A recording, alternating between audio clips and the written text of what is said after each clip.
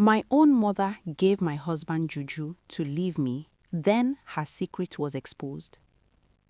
The night my husband packed his bags and walked out the door without a single word of explanation, I was standing barefoot in the kitchen, still holding the pot of ofe onugu I had cooked for him. The soup was still steaming, his food was on the table, and he was gone. Just like that. No fight, no arguments, not even a goodbye. He just picked up that black Ghana must go bag, looked at me once, and I will never forget that look.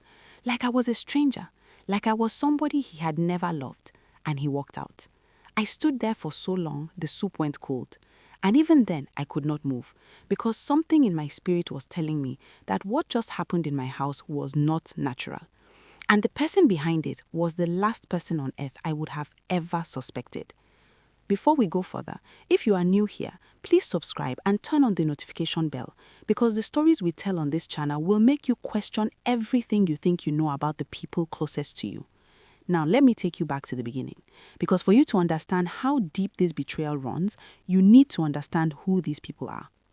My name is Obiageli, but everyone who loves me calls me Obi. I grew up in Newi, in a compound that was always full of noise and pepper soup and the smell of fresh okazi. My mother, her name is Uzuamaka, but the whole neighborhood called her Mama Obi. She was everything to me. She was the woman who plaited my hair every Sunday morning before church. She was the one who stayed awake when I had malaria at 14, pressing a cold towel to my forehead and humming old Igbo lullabies until the fever broke. She was the woman who cried louder than me at my father's funeral when I was 19, the two of us holding each other in the compound while rain fell like the sky itself was mourning. We were not just mother and daughter, we were allies. We were each other's person, or at least that is what I believed for 31 years of my life. I met Chukwuebuka in Lagos in 2017. He was not the kind of man who walked into a room and demanded attention. He was quiet, thoughtful, the kind of man who noticed when your glass was empty before you noticed yourself. We met at a mutual friend's birthday gathering in Lekki, and he spent the whole evening talking to me about everything from jollof rice politics to the works of Chinua Achebe, and I remember thinking, this man is different, this man is real.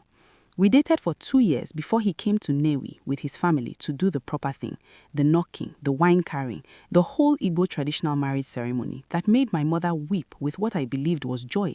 She held his hand and called him her son. She said he was a good man. She said God had answered her prayers. We settled in Enugu after the wedding.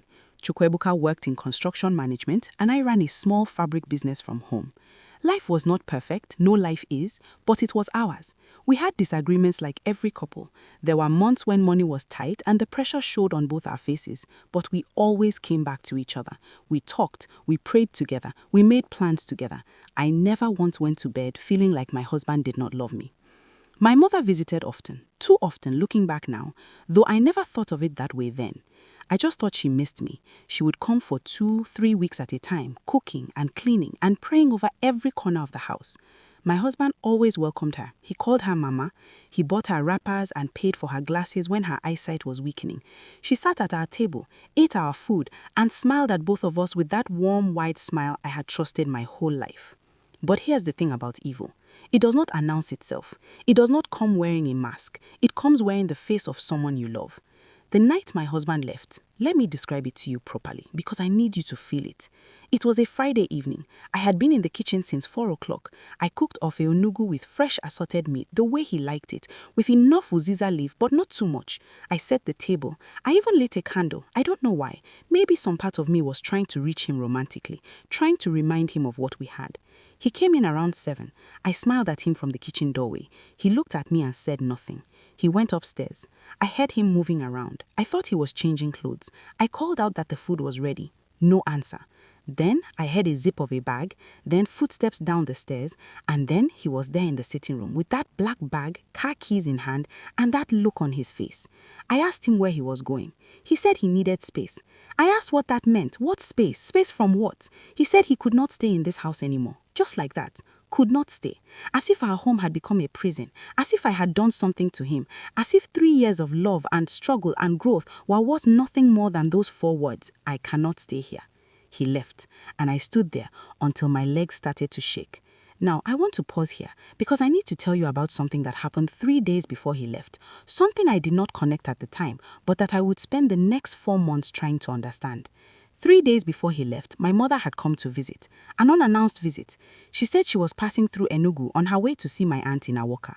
She stayed one night. She cooked in my kitchen as she always did. She brought garden eggs and utazi leaves and a small wrapped parcel she said was ground crayfish from our hometown. She hugged me. She hugged Chukwebuka. She prayed over the house, walking from room to room with her Bible the way she always did, and she left the next morning. 3 days later, my husband left. I am not saying I connected the two things immediately. I did not. My mind was not there yet.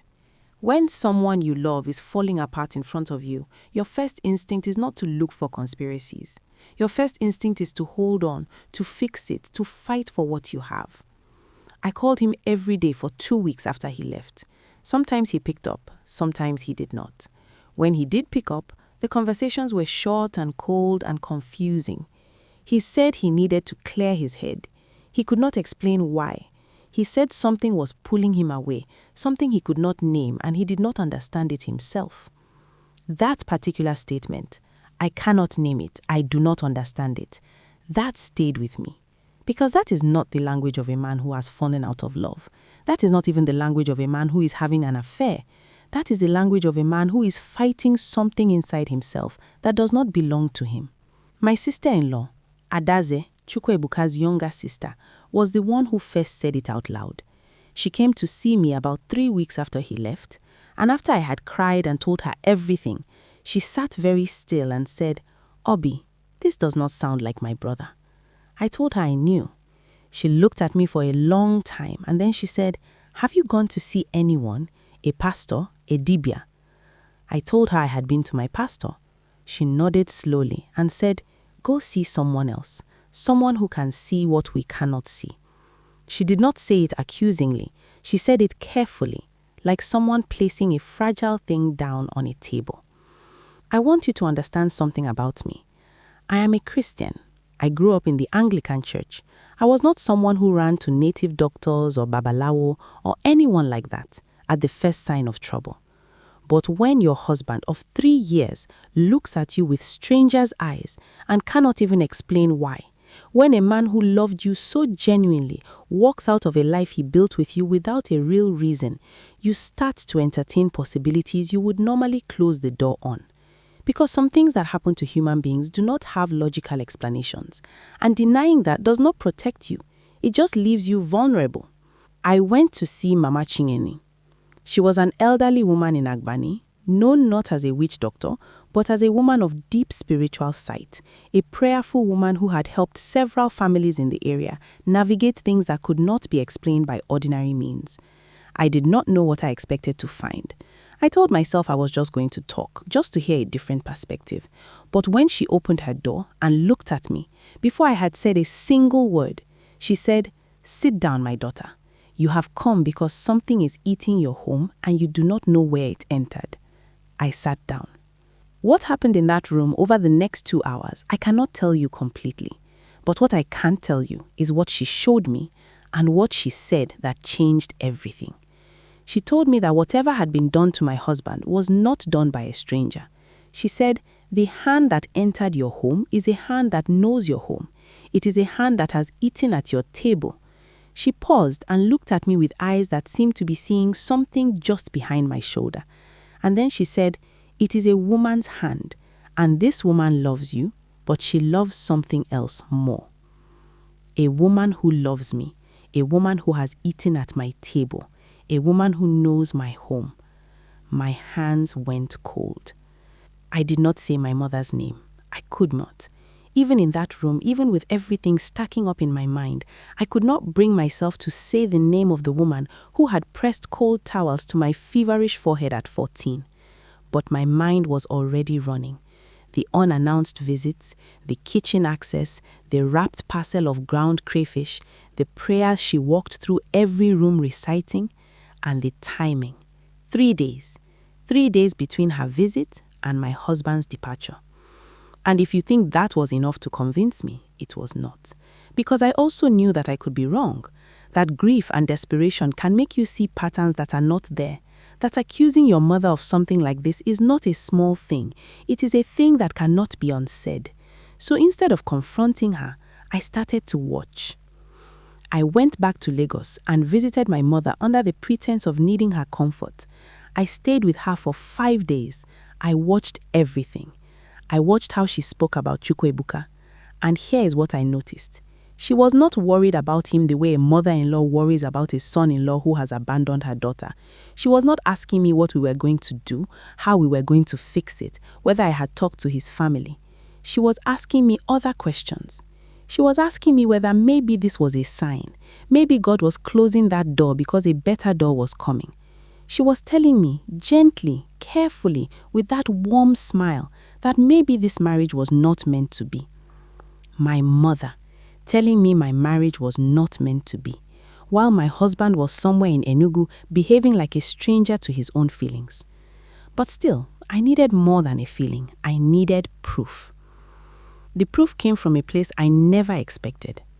Mama Chinyere had told me to look for something physical. She said that what had been used on my husband required a physical anchor, something placed in the home, something on his body, or something he had consumed. She said if I could find it, I could break what had been done. I went home and I searched. I searched every corner of that house with a thoroughness I had never applied to anything in my life. I checked under the mattress, inside the wardrobe, behind the furniture. I checked the kitchen cupboards. I checked the bags Chukwuebuka had left behind. I found nothing. And then I remembered the small parcel, the ground crayfish my mother had brought. I had used it, yes, but not all of it. There had been a little left in a small plastic bag tucked in the back of the spice cupboard. I had forgotten it completely. I took it to Mama Chinyere. She did not touch it with her bare hands.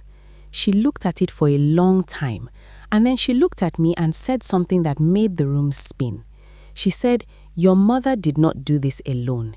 She went to someone, and the person she went to told her that if her daughter's husband is removed, her daughter will come back to her. She was told that once this man leaves, her daughter will have no choice but to return home." She paused and looked at me with eyes that seemed to be seeing something just behind my shoulder. And then she said, "Your mother is not trying to destroy you. She is trying to keep you." Keep me. My mother gave my husband Juju to leave me so that I would come home to her. I sat in that room and I cried in a way I haven't cried since my father's funeral. Because this was not a stranger's betrayal. This was love gone wrong in the most terrifying way imaginable. My mother, who adored me, who could not bear to lose me to another life, to another family, to another city, had decided in whatever dark and desperate corner of her heart that the way to keep me close was to destroy the thing that was pulling me away. She was not evil. She was almost worse than evil. She was a mother who loved too much and understood too little. But that understanding did not change what she had done. And now I need to tell you what happened next. Because this is where the story stops being about betrayal and starts to be something even more complicated. Something about truth and confrontation and whether love, even love this damage and this wrong, can survive what it has done. I flew to Lagos. I did not call ahead. I arrived at my mother's gate at 7 in the evening, and when she opened the door and saw me, she smiled that wide, warm smile and opened her arms. "Obi, you did not tell me you are coming, my daughter. Come in, come in." She was so normal, so completely, terrifyingly normal. I sat down in her sitting room, the same sitting room where I had grown up doing homework on the floor, where I had told her about boys I liked and dreams I was afraid to say out loud. And I looked at my mother and I said, "Mama, I know what you did." The smile did not fall off her face immediately. It faded, slowly, like light going out at the end of a long day. And then she sat down across from me, and for a moment, neither of us spoke. "Obi, do not," I said. "Do not tell me you do not know what I am talking about. Do not tell me I am imagining things. Do not tell me anything except the truth." And something in my voice, or maybe something in her own conscience, made her stop. She looked at her hands in her lap. She was quiet for so long, I thought she was going to deny it. I was prepared for that. I was prepared to lay out everything I knew, name by name, fact by fact. But my mother, Uzuamaka, who plaited my hair every Sunday, who pressed cold towels to my face at 14, looked at me with eyes full of tears, and she said, I was afraid. Just that. I was afraid. She did not confess immediately to everything. She tried to soften it at first. She said she had only wanted Chukwuebuka to take a break. She said she had not wanted to destroy the marriage permanently, just to interrupt it, to bring me home for a while so she could spend time with me, so she could see that I was happy. She said since my father died, she had been lonely. She said I was all she had. She said watching me build a life so far away from her was a grief she did not know how to carry. And here is where it became complicated. Because I understood her. I wish I did not, but I did. I understood the loneliness of a widow who has lost the person who was her world and now watches her only child building a new world somewhere else. I understood that she had not set out to be evil. She had set out to be close to me. And she had made a choice so wrong, so damaging, that it had taken a spiritual intervention to uncover it. But understanding is not forgiveness, and forgiveness is not the same as letting something go unpunished. I told her what she had done, not just to my marriage, to my husband who had walked out of his own home confused and hurting and not even knowing why his own heart had turned against what he loved. To me, who spent months crying and praying and searching, who stood barefoot in a kitchen watching her marriage walk out the door with a bag. I told her all of it, calmly, with no shouting, because I had no energy left for shouting. I told her that what she had done was not love, that what she had done was the most selfish act I had ever witnessed, wrapped in the language of love, hidden behind a mother's smile. She cried, she wept, she reached for my hands, and I let her hold them, because she was still my mother, and whatever she had done, she was still my mother. Then I did something that shocked both of us. I called Chukwuebuka. He picked up on the third ring. I had not heard his voice in 6 weeks. I asked him to come to Lagos. I told him I had something to tell him and that it needed to be in person. He was quiet for a moment, and then he said he would come. He arrived 2 days later. He and my mother had not seen each other since before he left. When he walked into that sitting room and saw her sitting there and saw me standing, something moved across his face. Confusion. Maybe something else, maybe recognition, even if he did not know what he was recognizing. I told him everything. I showed him what I had found. I told him what Mama Chinyere had said. I watched his face as the pieces assembled themselves in his mind, and I saw the moment it clicked, the moment he understood that what he had been feeling for those months was not his own feeling, that the strange coldness, the inexplicable pulling away, the fog he could not describe, it had been placed there. It was not his. He sat for a long time without speaking. My mother was weeping in her chair. I was standing by the window. And then, Chukwuebuka did something I had not expected. He looked at my mother and he said, "Why?" Not with anger, with something heavier than anger, with the kind of sadness that comes from discovering that someone you trusted has been pretending. My mother could not answer him. She just wept. We left her that evening. Chukwuebuka and I drove to a small hotel nearby because I could not sleep in that house. We sat in the hotel room, not touching, not really knowing where we stood, and we talked. We talked for hours about what had happened, about what we felt, about whether what had been done to us, to him, could be undone. Not just spiritually, emotionally, whether the trust that had been broken could be repaired. I want to be honest with you. The road back was not easy or fast. We went back to Mama Chinyere together. She performed what she called a spiritual cleansing, prayers, specific rituals I will not describe in detail, the removal of influence that had been placed without consent. Whether you believe in these things or not, what I can tell you is that after that, Chukwuebuka began to change. Slowly, the fog began to lift. He began to look at me the way he used to. He began to reach for my hand again. He said he felt like someone who had been walking through a dream and had finally awoken. But we also went to a pastor. We went to counseling because we understood that what had happened had created wounds that needed human attention as well as spiritual attention. The trust between us had to be rebuilt deliberately, consciously, one conversation at a time. Now, here is where I need to pause and tell you something I left out earlier. Because while all of this was happening, while my husband was walking around our house like a ghost wearing his own skin, I was also going through something physically. I want to say this because it's important for you to understand how complete the collapse was. I lost 12 kilograms in 3 months. I am a woman who has always been full in body and easy in spirit, and I watched myself shrink. I stopped eating properly. I stopped sleeping properly. I would wake up at 2, 3 in the morning convinced that I had heard him call my name, and I would walk to the sitting room and it would be empty. My neighbor, a woman named Nkiro, started bringing food to my door because she had noticed that I was not cooking. She did not ask questions. She just knocked and handed me a plate and said, "Eat something, my sister." That small kindness, I've never forgotten it. Some people see you falling and say nothing. Nkiro saw me and did the one thing she could. She fed me. And sometimes that's enough to keep a person standing. I was also battling something privately that I have never shared with anyone except my sister-in-law. I was questioning myself. When someone you love leaves without a real reason, when they look at you with empty eyes and cannot tell you why, a part of your mind starts to ask whether the problem is you, whether you are not enough, whether something about you drove them away and you just cannot see it. I spent weeks in that dark place, cataloging my flaws, wondering whether I had been too demanding or not affectionate enough, wondering whether I had failed at being a wife in ways I had not noticed. That kind of thinking is a poison. It gets into you and eats at the center of you where your confidence lives. And the cruelest thing about it is that it is completely natural. When something breaks, we look for the cause. And when we cannot find the cause outside ourselves, we begin to look inside. I looked inside for months before the truth showed itself.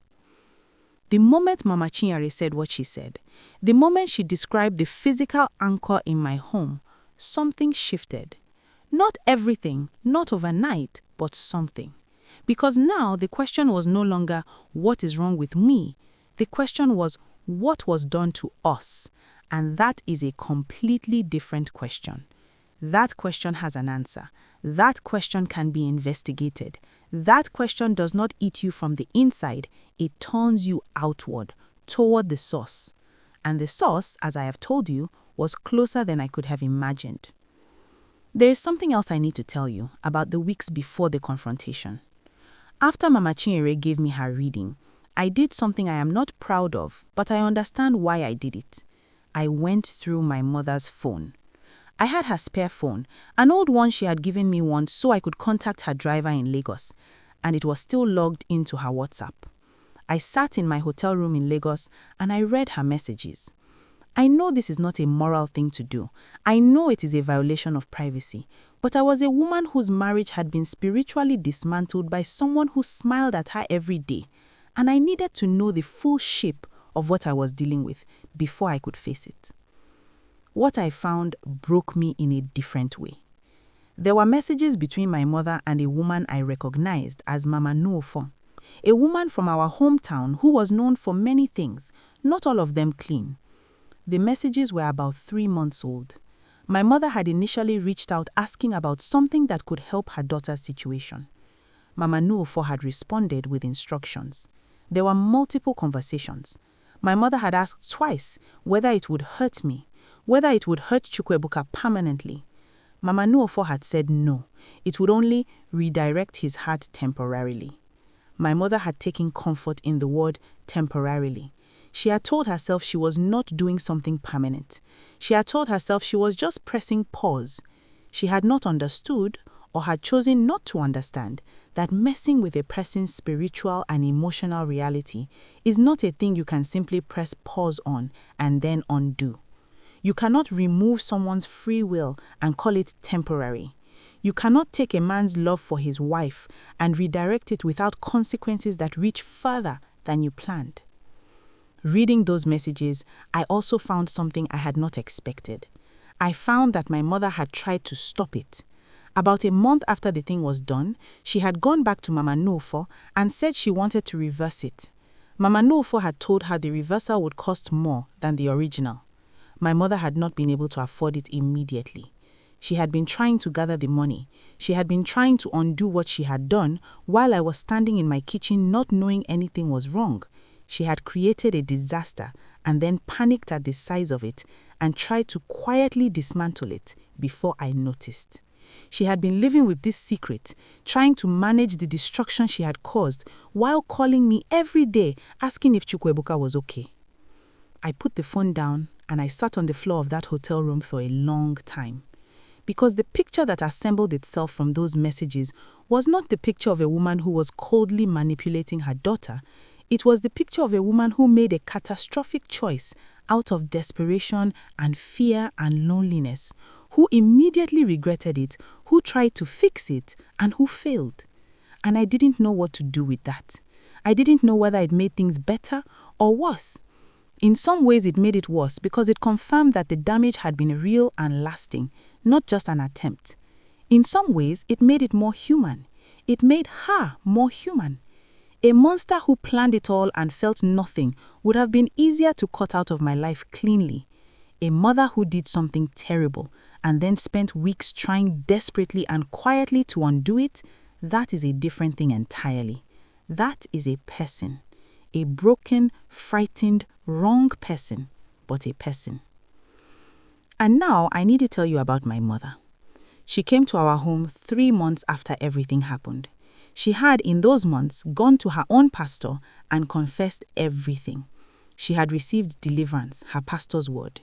She came to our home with nothing in her hands, no food, no parcel, no wrapped gifts, just herself, standing at our door looking like a woman who had spent 3 months being eaten alive by what she had done.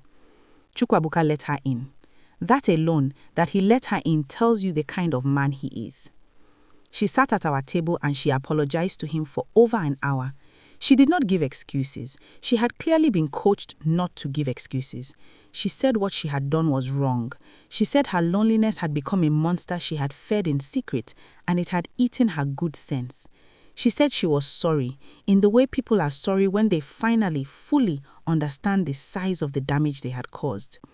I did not forgive her that day. I told her that. I told her that forgiveness is a process and not a moment, and that I needed time. She nodded. She said she understood. She asked if she could continue to be part of our lives. I told her that depended on whether she could be in our lives without trying to control them. She said she would try. And I believed her, not because I trusted her fully yet, but because I knew that what she had done had terrified even her. Let me tell you what nobody tells you about a betrayal like this. The hardest part is not the anger. The anger is clean. The anger makes sense. The hardest part is the grief. The grief of realizing that a relationship you thought was one thing was also secretly something else. The grief of knowing that the woman who pressed cold towels to your face at 14 was also capable of standing in your kitchen with a parcel of something unspeakable, walking from room to room with her Bible open while she laid a trap. The grief of holding both of those things at once, the love and the betrayal, and not being allowed to put one of them down. Chukwuebuka and I are still together. We moved to a different part of Enugu. We are rebuilding. It is slow, it is real. There are days when I look at him and feel the fullness of what we could have lost, and it makes me reach for him immediately because I need to know he is still there. He always is. And before I go further, if you have been with me this whole time and you are not yet subscribed, now is the moment. Hit that subscribe button. Hit the bell, because what I am about to tell you next is the part of this story that changed everything I thought I understood. Not just about what happened to us, but about my mother's entire life before me. Stay with me. In the confrontation with my mother, in the room where she finally stopped pretending, something came out that I had not known in 31 years of being her daughter. Something that once I heard it made me sit very still and rearrange everything I ever understood about who she was. My mother told me that before she married my father, she had been in another relationship, a serious one, a man named Obiora from Onisheta, whom she had loved more than she had ever admitted to anyone. They had been together for 4 years. His family had come to her family for the traditional marriage talks. Everything was set. And then 3 weeks before the ceremony, Obiora's mother arrived at their doorstep and told her grandmother that her son would not be marrying a girl from her family. No reason given, no explanation offered, just a withdrawal. A door closed in her face.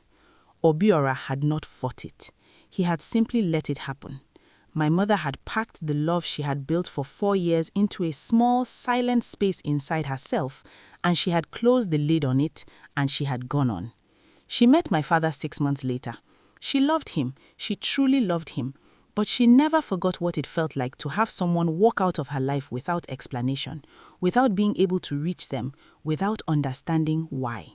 What my mother had done to my husband, the inexplicable pulling away, the cold distance, the inability to explain what he was feeling, was, without realizing it, a mirror image of what had been done to her at 23.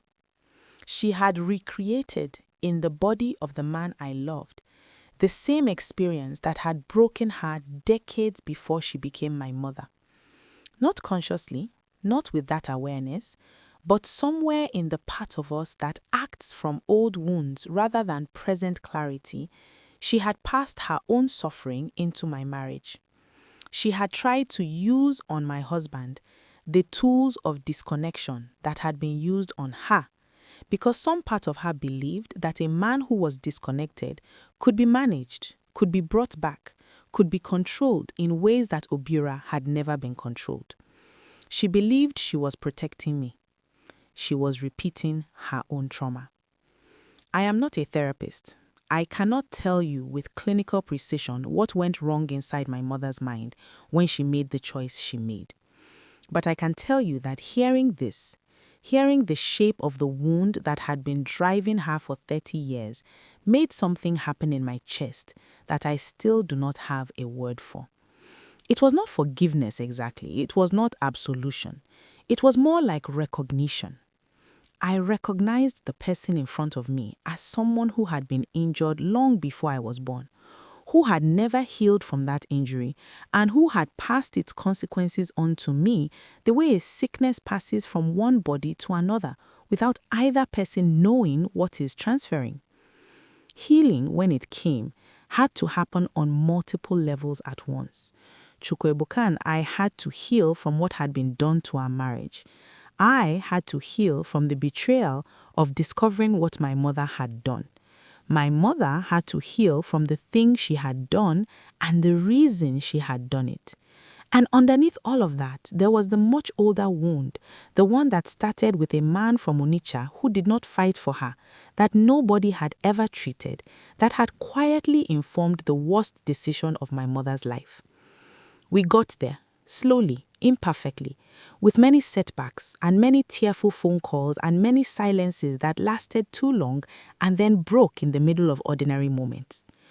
One day, about 8 months after everything came out, I was talking to my mother on the phone and she said something that I wrote down immediately after we hung up because I did not want to forget it. She said, "Obi, I thought keeping you close was the same thing as keeping you safe. But I know now that the safest place for you was never in my house. It was in a life that was fully yours." She said it quietly, not dramatically, like someone who had arrived at a truth after a long walk and was simply reporting what they found. I sat with that for a long time.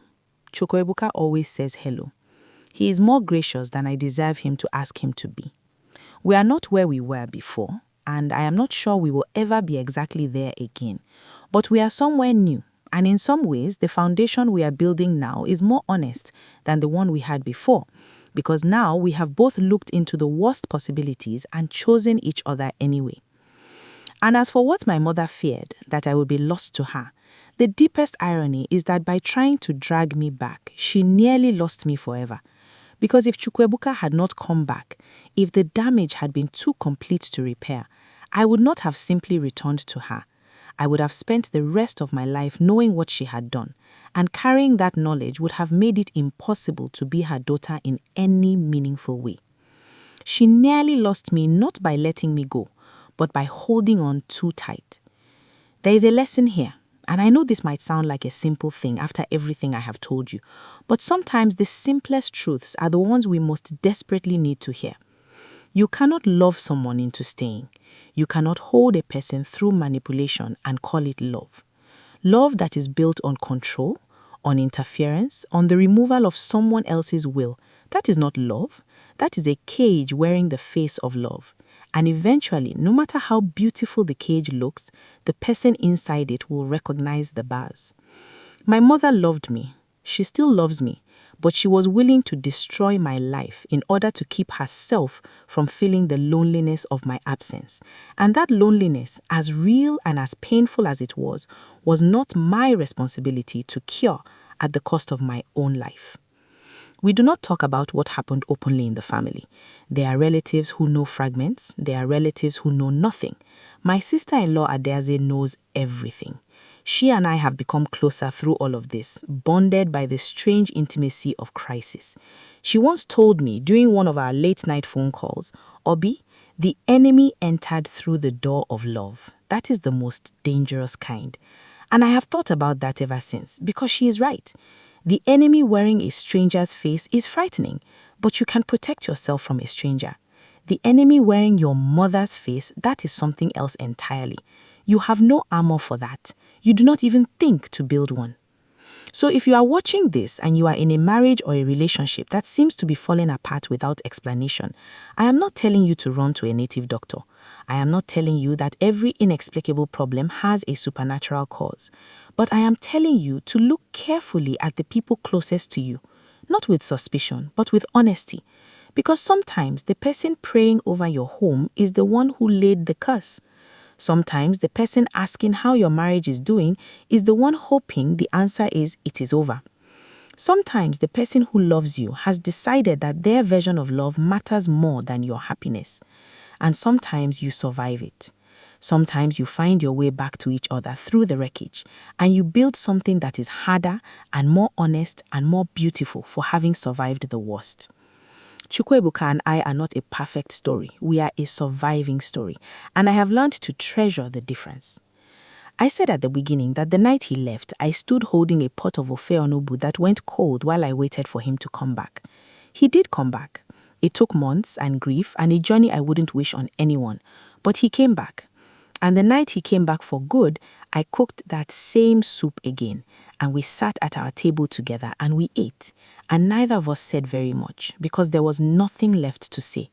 Everything that needed to be said had already been said in all the difficult, honest conversations that had brought us back to that table. Sometimes, the most powerful thing is just sitting across from the person you love, eating a meal that was made with your own hands in a home that belongs to both of you, knowing that you fought for this and you won. That is the story. That is all of it.